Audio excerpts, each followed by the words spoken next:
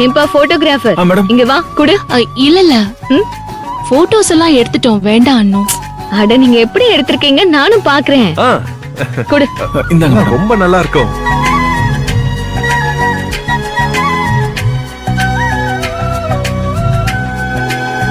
ஐயே என்னப்பா இது? போட்டோஸ் தான் மேடம். எப்பா போட்டோவை நாங்க முன்ன பின்ன பார்த்தது இல்லையா? ஊர்க்காரங்கன்னா அம்புட்டி இலக்காரமா? இவ்ளோ கேவலமா போட்டோ எடுத்து வச்சிருக்கியே, உனக்கு தெரியுதா இல்லையா? அது மட்டும் சொல்லு. வெட்டிங் போட்டோகிராஃபர்னா என்னன்னு தெரியுமா உனக்கு? அண்ணோ, அவரு நம்ம ஈவென்ட்ஸ்க்குலாம் எடுக்கிற போட்டோகிராஃபர் தான். இருக்கட்டும் சத்யா, போட்டோ ஃப்ரேம்லாம் பார்த்தா லைட்டிங்கே சரியில்லை. வாழ்க்கையில ஒரு தடவை கல்யாணம் பண்றோம், போட்டோஸ் எல்லாம் சூப்பரா இருக்க வேணாமா? இந்த காலத்துல எல்லாம் ஏதோ கேண்டிட் ப்ரீ போஸ்ட்னு என்னென்னமோ ஸ்டைலா எடுக்கிறாங்க. நீ என்னடானா எங்க அப்பா காலத்து ஸ்டைல்ல எடுத்துட்டு இருக்கியே. இது எல்லாத்தையும் கூட மன்னிச்சிடலாம். மாப்பிள்ளை போன இடையில எந்த ஒரு இதுவுமே இல்லையே. நல்லா கேளு தங்கச்சி, நியாயம் தானே?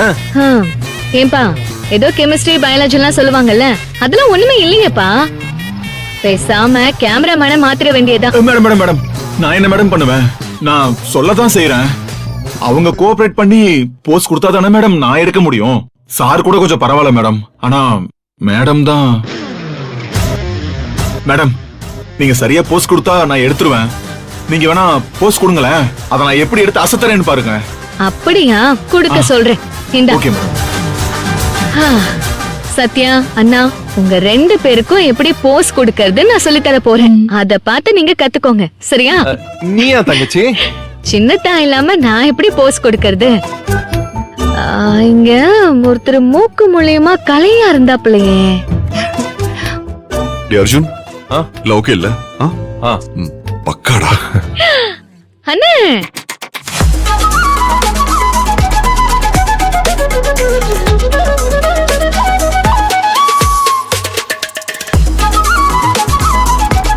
உங்களை தான் பாத்துட்டு இருந்தேன். நானா? அட நீங்க தானே?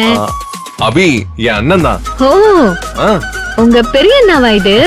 சரியா போச்சு. நல்ல கலையான முகம், போட்டோஸ்க்கு நல்ல கேஷுவலா இருக்கும். இப்ப இவருக்கு ஜோடி வேணுமே. என்னது ஜோடியா? நீங்க என்ன சொல்றீங்கன்னு புரியல. அபி நீ பயப்படாத, உன்னை வச்சு ஒரு சின்ன ட்ரைனிங் செஷன். ட்ரைனிங்கா? புரியல. நீங்க கூலா இருங்க பெரியண்ணா. விஷயம் என்னன்னா, இவங்க ரெண்டு பேருக்கும் கல்யாணம் போஸ்ட் கொடுக்கவே தெரியல. அதான் போட்டோஸ் எல்லாம் நல்லா வரலன்னு அதோ அந்த போட்டோகிராஃபர் தம்பி தான் சொல்லுது. நீங்க இப்போ அவங்களுக்கு ட்ரெயின் பண்ண போறீங்க. கையில நெய்ய வச்சுட்டு வெண்ணெய் காலையலாமா? அண்ணோ, எதையாவது சொல்லி மாட்டி விட்டுறாதடி. விடு விடு, இதெல்லாம் பப்ளிசிட்டி பண்றேன், அதான் யாரும் கண்டுக்கலாம்ல. அப்புறம் இந்த சோனம் இருக்கால, இவ மாடலிங் தான். இவ அட்டகாசமா பண்ணுவா. இல்ல, அது வேற யாரையாச்சும் வச்சுக்கோங்களேன். என்னன்னா வந்து போயின்னு அதெல்லாம் அப்புறம் பண்ணிக்கலாம். முதல்ல இவ கைய பிடிங்க, எல்லாம் சரியாடும். நீ இப்படி வா, வாங்க, நீ வா, இப்படி நில்லு. அத குடு, கைய பிடிங்க.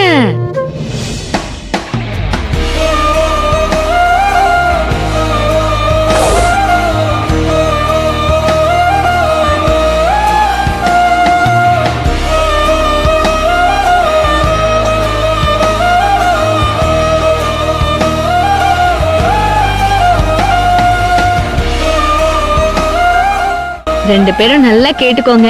இப்ப நான் தான் டைரக்டர். சரி சரி சத்யா அண்ணா, ரெண்டு பேரும் நல்லா கவனிச்சுக்கோங்க. பெரிய அண்ணாவும் சோனுமும் எப்படி போஸ் கொடுக்கறாங்கன்னு மட்டும் பாத்துக்கோங்க.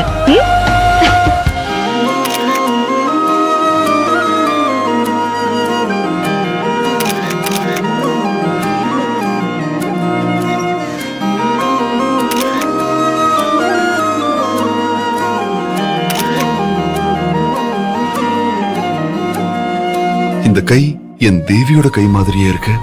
உள்ளங்கை இவ்வளவு வெட்டா இருக்கு. உன்னை ஒட்டி வச்சுக்கதான் கடவுள் என் கையை ஈரமா வச்சிருக்காருன்னு சொல்லுவியே தேவி, ஏன் என்னை விட்டுட்டு போன?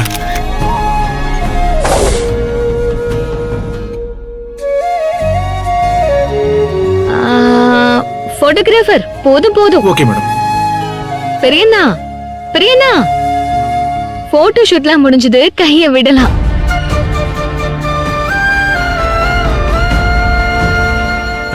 மேடம் போட்டோஸ்லாம் பாருங்க மேடம். குடுப்பா, உன் திறமைய பாப்போம். வாங்க சின்னண்ணா. இதோ வரேன். இப்பயே பாருங்க உங்க 2 பேரோட ட்ரெயினிங்.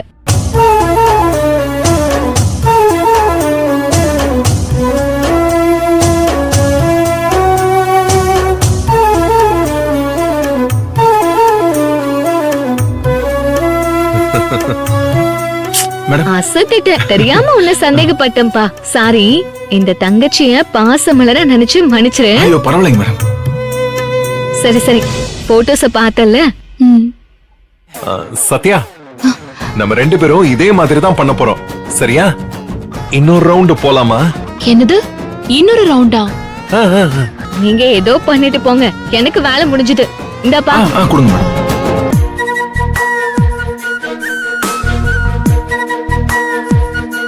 உன் கைய ஒரு நாளும் விட மாட்டேன்னு சொன்னீங்களே, உங்க கண்ணு முன்னாடியே நான் நின்னும் கூட வேற யாரோ மாதிரில இருக்க வேண்டியதா இருக்கு.